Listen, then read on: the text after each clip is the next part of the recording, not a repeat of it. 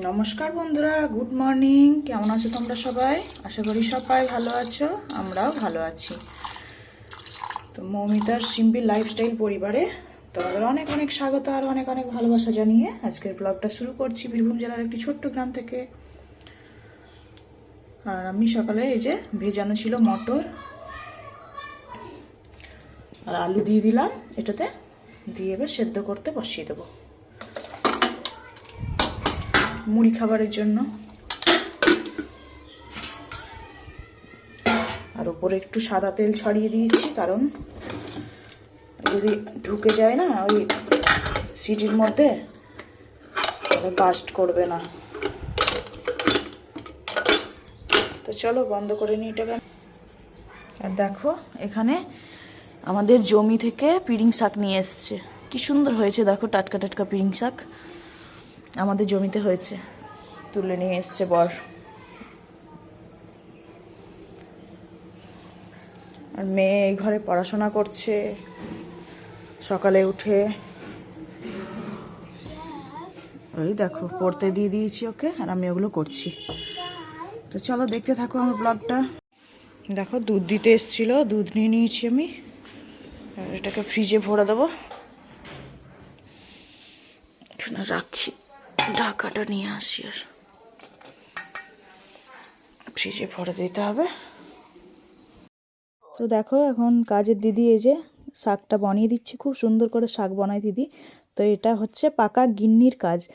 আর পাকা গিন্নি একদম কুটনা কুটা থেকে বাটনা বাটা থেকে সব মানে একদম ঠিকঠাক করে করতে পারে। আর এইদিকে দেখো আমার ঘুগনিটা রেডি, আর একদম ওই আদা বাটা জিরে বাটা দিয়ে করেছি, আর কিচ্ছু দিইনি। তো হয়ে গেল সকালের টিফিনের খাবার, মুড়ি খাওয়ার জন্য। তারপর ভাত বসিয়ে দেবো। তো এই যে আজকে তো বাড়িতেই ছিলাম না, সেই জন্য ভাতটা তাড়াতাড়ি বসিয়ে দিয়েছিলাম। তো এই যে ভাত, ডাল আর মাছ আজকে এসেছিলো গো, নিলাম না। তো এই যে ভাত ডাল হয়েছে, আর এদিকে আছে হচ্ছে এই যে পিড়িং শাক। আর পিড়িং শাক একটু কাজের দিদিকে দিলাম। তো এই যে এদিকে আছে আবার কুমড়োর তরকারি, আর এটা তো ঘুগনিটা একটু বেঁচে গেছিলো, সেটা ঢেকে রেখেছি। তো এই হচ্ছে রান্না বান্না আজকে। আর তারপর রান্না করে আমি স্নান করলাম, জানো তো আজকে একটু দেরি করে স্নান করেছি, কাপড় ছেড়ে রান্না করে নিয়েছিলাম, কারণ আজকে স্কুল যাওয়ার নেই, সেই জন্য দেরি করে করে করলেও অসুবিধা নেই। তো হয়ে গেল রান্না বান্না, এবার খাওয়া দাওয়া করে নেব। তো বন্ধুরা এখন হচ্ছে সন্ধেবেলা, আর তখন থেকে আসাই হয়নি আমার ভিডিও, মানে ক্যামেরা করাই হয়নি। তো এই যে এখন সন্ধেবেলা করছি হচ্ছে পায়েস। তো চলো দেখাই তোমাদেরকেও, পায়েসটা বসিয়েছি আমি, আর ওইদিকে আরতি হচ্ছে বলে আমি ভয়েসটা পরে দিয়েছি। তো এই দেখো আরতির কাছে মেয়ে বাবা সবাই আছে, আর আমি এদিকে পায়েস বসিয়েছি। আর পায়েসের মধ্যে ওই আমন্ড বাদাম ছিল, ওগুলো দিয়ে দিয়েছি, কিন্তু আমার ভেজানো ছিল না বলে চোকারে ছাড়াতে পারিনি, কিন্তু এমনি দিলেও খেতে খারাপ লাগে না, ভালোই লাগে, সেজন্য এভাবে দিয়ে দিয়েছি আমি একটু, মানে হালকা ভেঙে ভেঙে। তো হচ্ছে অনেকটা হয়ে এসছে, একটু জলটা মরে গেলে তখন চিনি দিয়ে দেবো। তো এই দেখো চিনি দিয়ে দিয়েছি, এতটা পরিমাণেই আমি চাল দিয়েছিলাম। তো বাবার কাছ থেকেই শিখেছি, আমার শ্বশুরমশাইয়ের কাছ থেকে, যে যতটা পরিমাণ চাল দেবে ততটা পরিমাণ চিনি দিতে হয়। তো দিয়ে দিলাম চিনি। এই দেখো আমার পায়েস একদম রেডি, কি সুন্দর হয়ে গেছে। তো এটা আমি ঠান্ডা হতে দেবো, তারপর তখন সবাই খেয়ে নেবে, আর কিছু রান্না করব না, এটাই হবে আজকে রাত্রের রান্না, ব্যাস হয়ে গেল। আর এরপর আমি যাব আমার রুমে।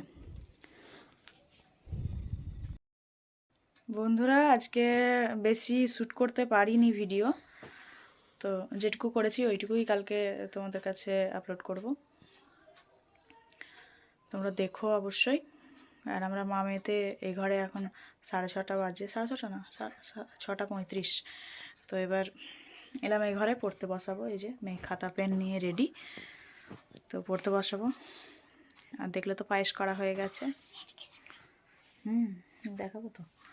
আর হচ্ছে আর কিছু করব না, পায়েস দিয়ে মুড়ি দিয়ে খাবে সবাই, হচ্ছে ব্যাপার।